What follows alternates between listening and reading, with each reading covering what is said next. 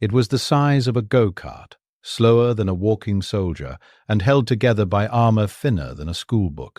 And yet the German High Command built over 7,000 of them, convinced this crawling, cable-tethered box of explosives could change the course of the Second World War. Picture this: June 1944. The largest amphibious invasion in human history is about to hit the beaches of Normandy.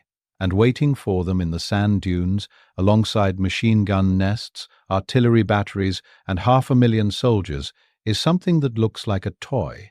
It has no turret, no gun, no crew inside. Just two small electric motors, a spool of wire, and 60 kilograms of high explosive. This is the Goliath, Germany's remote-controlled suicide machine. And its story is far stranger and far darker than you have ever been told. But here is the paradox that should haunt you. The Goliath almost never worked as intended. Cables snapped, batteries died, Allied soldiers shot them like target practice, and still, Germany built over 7,500 of them. Why? What were they so desperate to believe? And what happened when they finally unleashed these crawling bombs, not just on soldiers, but on an entire city?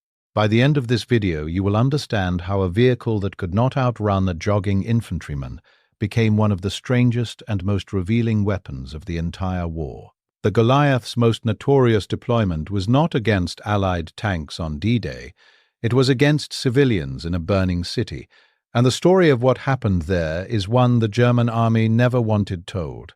A tiny tracked vehicle, no bigger than a child's sled, crawling across no man's land, trailing a wire behind it like an umbilical cord, carrying enough explosive to obliterate a bunker. Germany was losing the war. The Allies were coming. The Atlantic Wall needed every weapon imaginable, including ones that seemed to belong in a science fiction novel, not a battlefield. That story, the full, unvarnished story, starts right now. If you are fascinated by the forgotten weapons and untold stories of history's most brutal conflicts, hit that like button and subscribe. We go deep on the battles and machines that shaped the modern world. Now, let me take you back to Germany, 1940, where an idea was born that would change unmanned warfare forever. The year is 1940. Germany has conquered France in 6 weeks. The Wehrmacht dominates continental Europe from the Arctic Circle to the Pyrenees, and the swastika flies over Paris. But behind the triumphalism, German military planners face a problem that propaganda cannot solve. How do you break through fortified positions, bunkers, pillboxes, and minefields without feeding your infantry into a meat grinder? The question is not new. Remote warfare, the idea of sending machines ahead of men, dates back to the First World War. Unmanned demolition devices had been experimented with in the trenches, crude wire-guided contraptions that rarely worked but planted a seed in the minds of military engineers. By 1940, the technology still was not reliable, but the need had never been greater. Consider the tactical gap. Infantry advancing on fixed fortifications is slaughter. Every officer who survived Verdun or the Somme knew this in his bones. Tanks help, but they are expensive, slow to produce, and increasingly vulnerable to anti-tank weapons that grow more sophisticated every year. What if you could send something cheap, something small, something entirely expendable, packed with explosives, directly into the enemy's strongest point? Something that costs a fraction of a panzer and does not require a trained crew willing to die inside it. This is the logic that gives birth to the Goliath. Not as a wonder weapon, not as a war-winning miracle, as a disposable tool, a crawling bomb on tracks. And the man tasked with turning this concept into metal and wire was not a weapons designer at all. Carl Borgward was an automotive industrialist, a man who built cars and trucks for civilian life, now conscripted into the machinery of total war. Borgward approached the problem like an engineer, not a soldier, and that distinction would define everything about the Goliath's design. He thought in terms of motors, drivetrains, and electrical systems. He thought about unit cost and manufacturability. He did not think, perhaps not enough, about what happens to a delicate machine when it meets the chaos of an actual battlefield. Now, here is what makes this story different from most wonder weapon tales. The Goliath was not born from delusion. It was born from a rational calculation about Germany's strategic position. Between 1940 and 1942, the Reich was dominant but overstretched. The Eastern Front was devouring men and machines at a rate that stunned even the generals who had planned the invasion of the Soviet Union. Every front demanded resources. Germany could not match Allied production capacity in tanks, planes, or ships. America alone would outproduce the entire Axis in nearly every category of war material. But what if Germany could produce thousands of tiny, disposable demolition vehicles for a fraction of the cost of a single tank? What if ingenuity could offset industrial disadvantage? This was the seductive promise of asymmetric solutions, and the Goliath was the embodiment of that promise. By 1942, Germany knew an Allied invasion of Western Europe was inevitable. The question was where and when. The Atlantic Wall was taking shape, a chain of fortifications stretching from Norway to the Spanish border. Every defensive tool mattered. The Goliath would become part of that wall. But a brilliant concept is meaningless without execution. And the execution of the Goliath, from blueprint to battlefield, would reveal a fundamental tension at the heart of German wartime engineering, the gap between what looked devastating on a test range and what actually survived the chaos of real combat. The flaws were baked in from the beginning, but nobody in the German command wanted to hear it. So what exactly was the Goliath? How did it work? And what were the flaws that its designers either missed or chose to ignore? The Goliath came in two flavors, and understanding both is essential to understanding why this weapon became one of the war's greatest engineering disappointments. The first was the Sd.Kfz's 302, the electric original. Picture a metal box barely larger than a coffee table and about as heavily armored, 150 centimeters long, 85 centimeters wide, 56 centimeters tall. It weighed approximately 370 kilograms, light enough for two soldiers to wrestle into position, but too heavy and awkward to carry any real distance without a transport wagon. Propulsion came from a pair of 2.5 horsepower electric motors. Let me put this in perspective. A modern riding lawnmower has more horsepower than the original Goliath. Maximum speed was 6 kilometers per hour. A brisk walk, that is all. A soldier jogging could outpace it without breaking a sweat. The theoretical range was 1.5 kilometers, but battery constraints slashed the practical combat radius to a few hundred meters before the power faded and the motors died. It carried 60 kilograms of explosive, enough to crack open a bunker wall or destroy a bridge support. And its armor, 5 to 6 millimeters of mild steel plating, and only on the front. The sides and rear were effectively naked. A rifle bullet could penetrate them. Approximately 2,600 of these machines were built between April 1944 and January 1944. The Germans knew the electric model was not enough. So in April 1943, the Sd.Kfz 303 entered production, the gasoline upgrade. Slightly larger at 169 centimeters long, 91 centimeters wide, 62 centimeters tall. Heavier at 430 kilograms. But the real difference was under the hood. A two-cylinder Zundap gasoline engine, initially 700 cc's, later upgraded to 800, producing approximately 12 horsepower, nearly 5 times the power of its predecessor. Top speed doubled to 12 kilometers per hour, now roughly matching a soldier at a full run. Range leapt to approximately 10 kilometers, a massive improvement that theoretically allowed operators to deploy from much safer distances. The payload grew too. The Sd.Kfz 303A carried 75 kilograms of explosive. The later 303B variant packed up to 100 kilograms. Enough to demolish a reinforced concrete pillbox. Frontal armor improved to 10 millimeters, but the sides and rear remained vulnerable to standard infantry weapons. Approximately 4,900 units were manufactured before production ended in January 1945. Combined with the electric models, that gave Germany a total of approximately 7,564 Goliaths of both types. And here is the detail that should make you pause. The cable. Up to 650 meters of triple-strand wire connected the Goliath to its operator's control box. Of those 3 wires, 2 controlled movement through electromagnetic clutches, essentially steering left and right by engaging and disengaging each track independently. The 3rd wire triggered detonation, giving the operator the ability to choose the exact moment of the blast.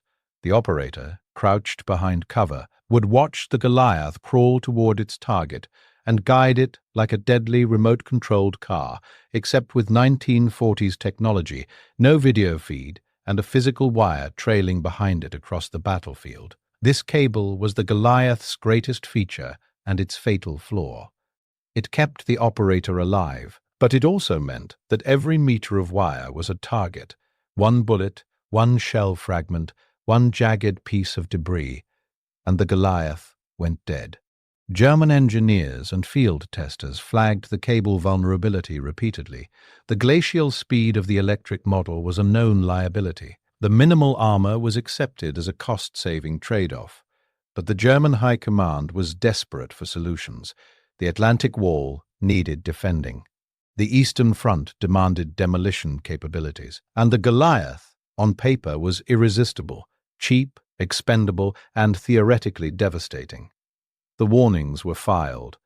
Production continued. Over 7,000 machines rolled off the assembly lines, each one trailing a wire that might as well have been a fuse. So Germany had its weapon. Thousands of them staged along the most heavily fortified coastline in history.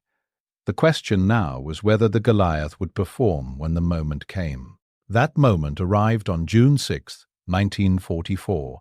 By early 1944, everyone on both sides of the English Channel knew the invasion was coming. The only questions were where and when. Field Marshal Erwin Rommel, charged with defending the coastline, threw himself into fortifying every beach, every dune, every stretch of sand that might serve as a landing zone. Mines were laid by the millions. Steel obstacles jutted from the tidal flats like metal teeth.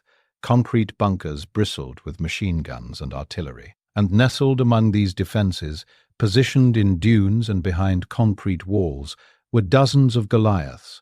Their cables were pre-laid along planned routes toward the waterline. Their charges were armed. Their operators waited in covered positions with control boxes in hand. The tactical vision was straightforward. As Allied troops hit the beach, wading through the surf and crawling up the sand under withering fire, Goliath operators would release their machines into the kill zones. The tiny tracked vehicles would crawl down toward landing craft, toward tanks emerging from the water, toward clusters of infantry bunching up behind obstacles. A cheap, unmanned suicide weapon to supplement the machine guns and artillery that would already be tearing the beach apart.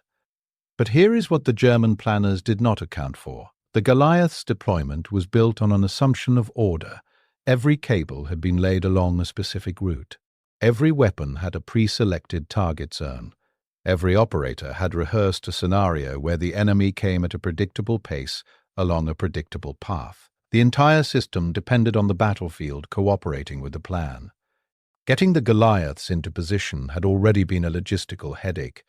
The vehicles could not drive themselves to their deployment sites. They required specially built wagons to haul them into place, pulled by soldiers or towed behind trucks along roads that were increasingly cratered by Allied air attacks. For the electric models, battery recharging at the front was a persistent nightmare.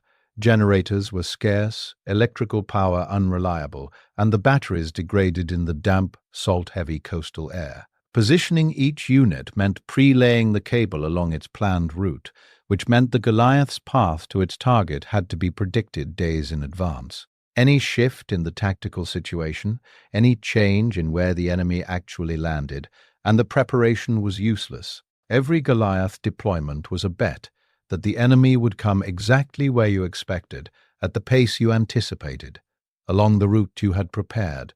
War, of course, almost never cooperates with bets. Now picture yourself in that position.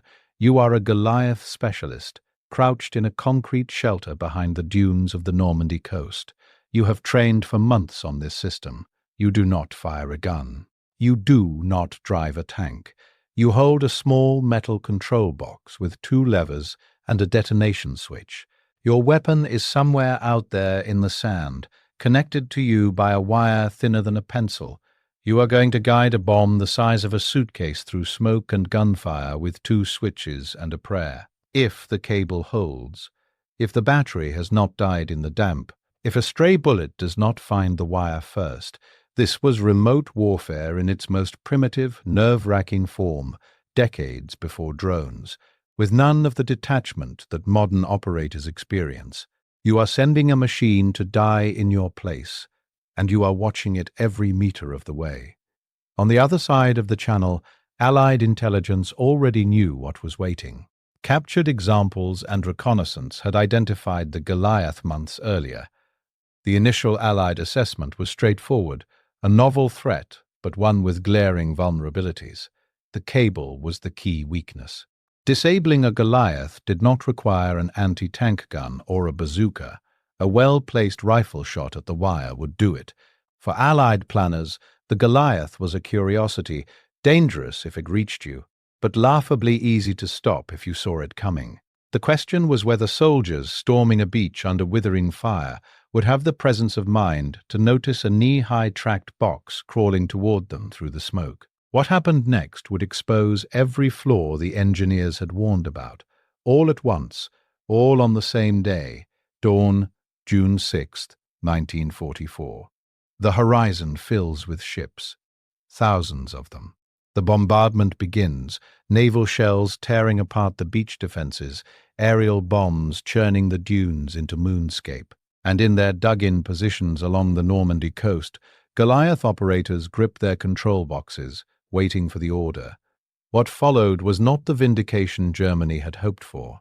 It was something closer to a catastrophe, one that would reveal the Goliath's true nature, not as a wonder weapon, but as a symptom of a military running out of answers. Before a single Goliath operator can press a button, the pre-invasion bombardment reshapes the battlefield. Naval shells and aerial bombs churn the sand, shatter concrete, crater the dunes, and, critically, sever the pre-laid cables. Hundreds of meters of carefully positioned wire, obliterated in minutes by explosions that are not even aimed at them. Goliaths buried in sand dunes are thrown sideways, flipped or buried deeper by blast concussions. Some detonate prematurely from the sheer force of nearby impacts. Others are simply lost under mounds of debris. The bombardment has not targeted the Goliaths specifically.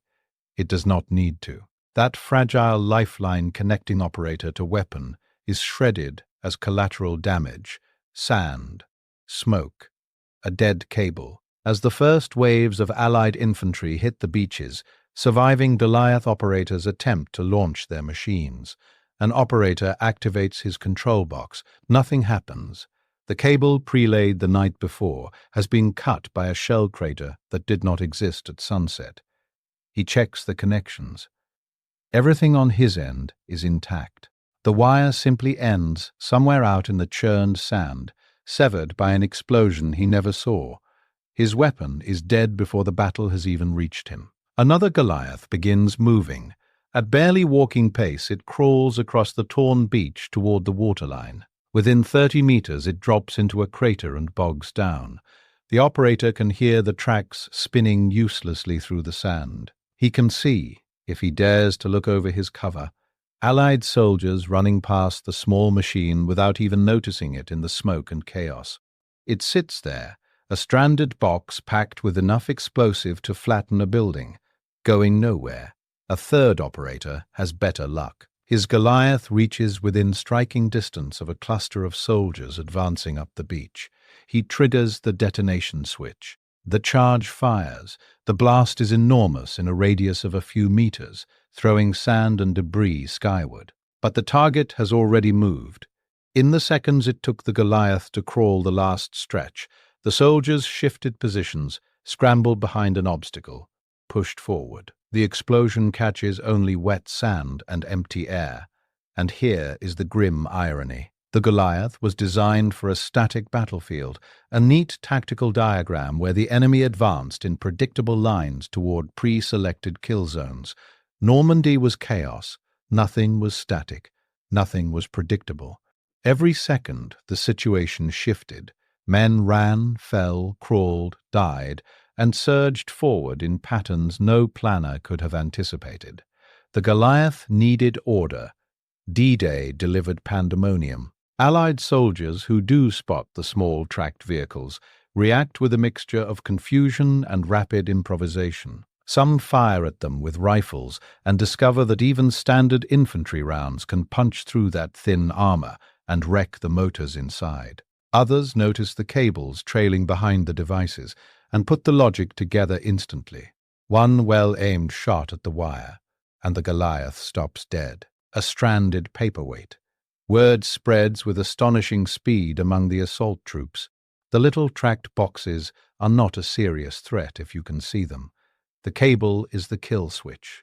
In the smoke and horror of Omaha and Utah, the Goliath becomes an afterthought, a bizarre footnote to the bloodbath unfolding around it. Of the Goliaths deployed along the Normandy coast on June 6th, the vast majority never reached their targets. Cables severed by bombardment, vehicles bogged in sand, charges detonated in empty craters. In 6 hours, Germany's secret coastal weapon was neutralized, not by genius, but by chaos. The weapon that was supposed to help stop the largest amphibious invasion in history had been defeated by the basic physics of a chaotic battlefield and a control system held together by a wire thinner than a pencil. But if Normandy was the Goliath's most public humiliation, it was not the end of the story. Far from it. Because even as the weapon failed spectacularly in France, the German military had been finding a very different use for it, on a very different front, for over a year. On the Eastern Front, the war was even more desperate and infinitely more brutal. Here the Goliath found a role closer to its original design intent, attacking fortified Soviet positions, bunkers and strongpoints that the infantry could not crack without catastrophic losses. The calculus was different in the East. Attacks could be planned more deliberately against positions that had been scouted for days. Cable routes could be prepared in advance, over familiar terrain. The targets, fixed bunkers and concrete pillboxes were not going anywhere. The louder, faster petrol variant saw more success in these conditions. The constant thunder of the Eastern Front, artillery exchanges that shook the earth for hours, swallowed the coughing sputter of a 2-cylinder engine. The extended range of the gasoline models allowed operators to stay further from the blast zone, improving their odds of survival. On the Eastern Front, the Goliath occasionally did what it was built to do. It crawled up to a concrete bunker and blew it open. Frozen mud gripped the tracks on winter approaches, and operators learned to time their attacks for conditions when the ground was hardest, giving the treads something to bite into. But even in more favorable conditions, the fundamental vulnerabilities persisted. Soviet soldiers learned to watch for the telltale wire trailing across the ground. Snipers targeted cables. Artillery still shredded them at random. And there was a deeper problem that no amount of engineering could solve. By 1943 and 1944, Germany was losing on the Eastern Front. The Red Army's numerical superiority was overwhelming. Destroying one pillbox meant nothing when 10,000 Soviet soldiers were advancing behind it. Germany was engineering solutions to problems that could not be solved by engineering.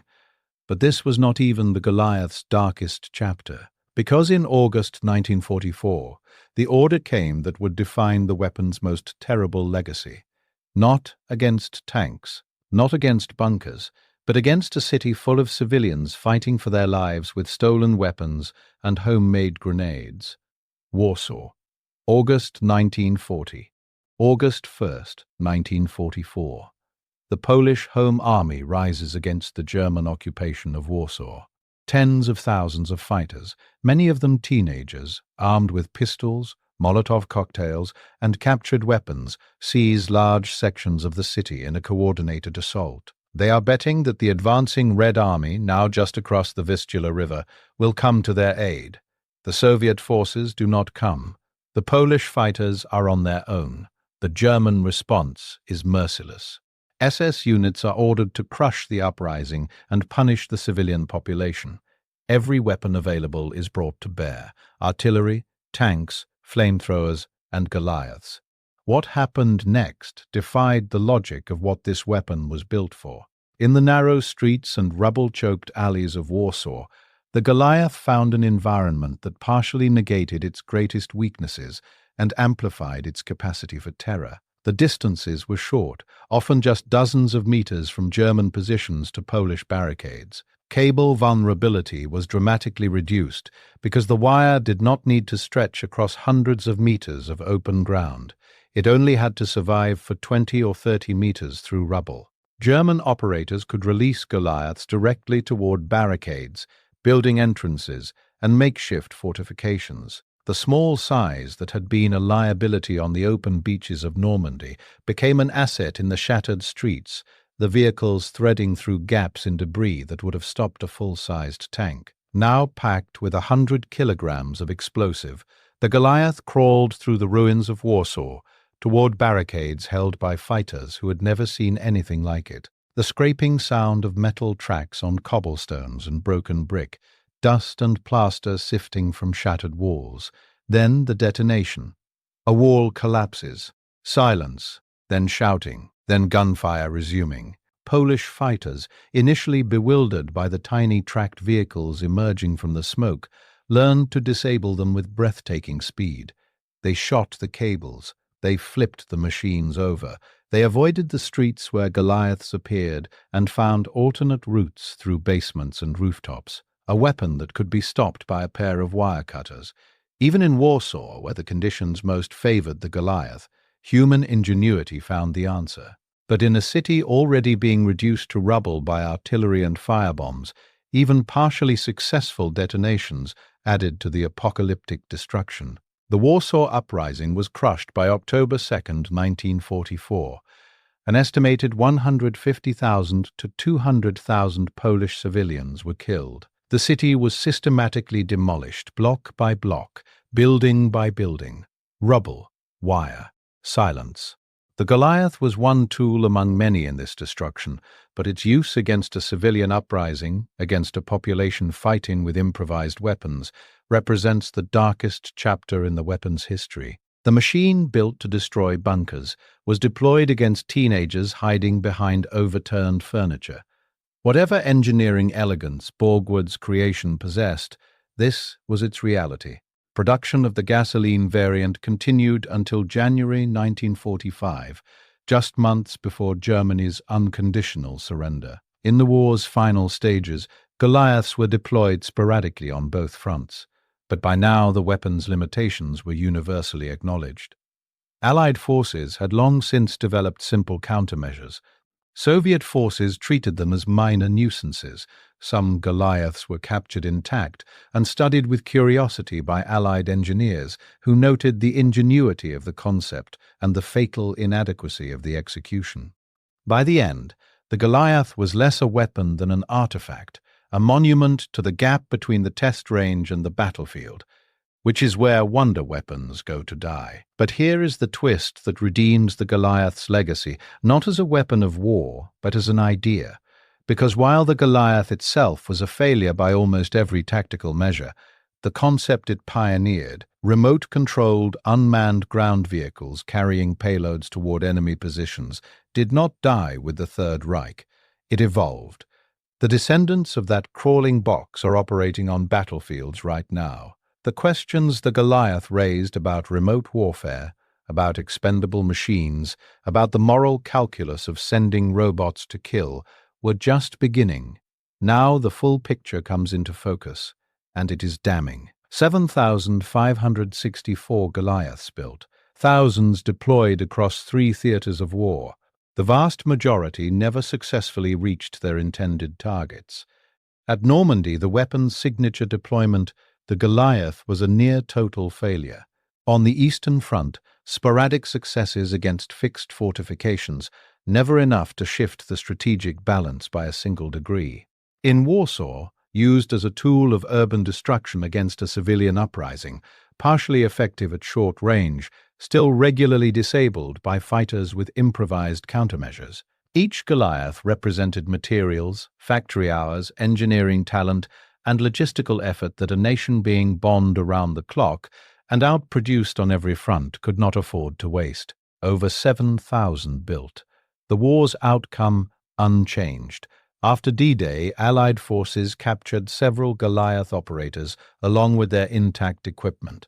One captured German specialist reportedly demonstrated the control system for his Allied interrogators with a mixture of professional pride and visible embarrassment, carefully walking them through the electromagnetic clutch mechanism while acknowledging that his weapon had never successfully reached a target during the invasion. He explained the engineering with the precision of a man who still believed in the design, even as he sat in a prisoner of war enclosure, surrounded by the evidence of its failure. A Polish Home Army veteran later recalled encountering a Goliath for the first time during the uprising, describing it as a metal beetle trailing a string. Her unit learned within days to watch for the wires and neutralize the machines before they could detonate. "We stopped being afraid of the machine," she said. "We were afraid of everything else. The artillery, the firebombs, the soldiers who came after. The Goliath was the least of the horrors Warsaw endured." When American ordnance teams examined captured Goliaths in late 1944, they were struck by the sophistication of the concept and the crudeness of the execution. One report noted that the cable control system was an elegant solution to a problem that the cable itself created, a judgment that would define the Goliath's legacy for decades. The engineers could see what Borgwood had been trying to achieve. They could also see with the clarity of hindsight and captured hardware exactly why it had not worked. After the war, the Goliath became a curiosity in Allied military intelligence reports, studied, documented, and filed away. Captured examples appeared in military museums in Washington, London, and Moscow. Photographs of the small tracked vehicles, often posed next to grinning Allied soldiers for scale, circulated in newspapers and military journals. For decades, the Goliath was treated as a historical oddity, a what-were-they-thinking footnote to the war.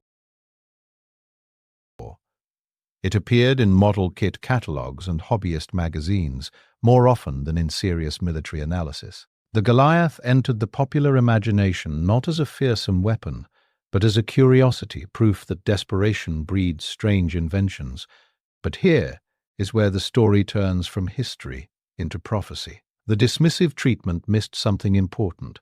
The Goliath was not just a failed weapon, it was a prototype for a concept that would take decades to mature. The idea of sending an unmanned, remote-controlled vehicle to deliver a payload to a target while keeping the operator at a safe distance is the foundational logic of modern drone warfare. The Goliath's failures were failures of 1940s technology, not failures of concept. The cable could be replaced by radio signals. The feeble electric motors could be replaced by powerful modern engines. The line-of-sight guidance could be replaced by cameras, sensors, and GPS. Every limitation that made the Goliath a battlefield joke in 1944 has been solved by modern engineering. History pivoted on this single concept, just not in 1944. The battle's end was just the beginning of the Goliath's real story. The Goliath's technological DNA runs through decades of unmanned ground vehicle development. After the war, both the Soviet Union and the United States studied captured examples and incorporated lessons into their own remote-controlled vehicle programs. The cable control concept was abandoned almost immediately. Radio control was the obvious evolution, but the core architecture of a small, expendable, remotely guided ground platform carrying a payload persisted through the Cold War and into the 21st century. Look at a modern battlefield. Today's wars feature commercial drones modified to carry grenades, purpose-built unmanned ground vehicles for explosive ordnance disposal, and increasingly autonomous systems that can navigate to targets without any human guidance at all.